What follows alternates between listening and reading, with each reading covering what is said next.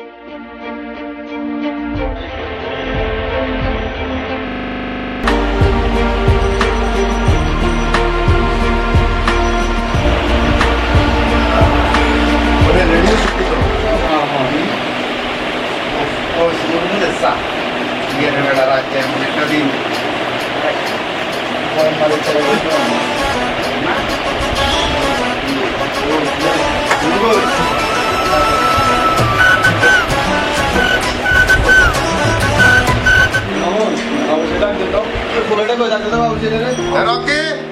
কই তাড়া যা বেড়া তো লাগেনি রে চালু করে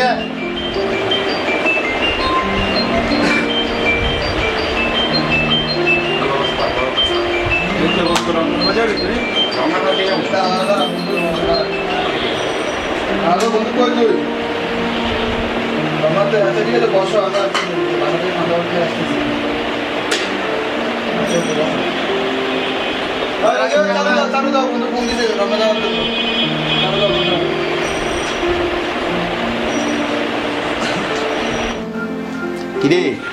দেখার যে বহুত দিন পরে খামু ভাই সে হয়েছে ভাই সে হ্যাঁ বন্ধু কোথায় ভাই দেন সেরকম বসো বসো আমি আসতেছি বন্ধু অনেকদিন পরে হ্যাঁ হ্যাঁ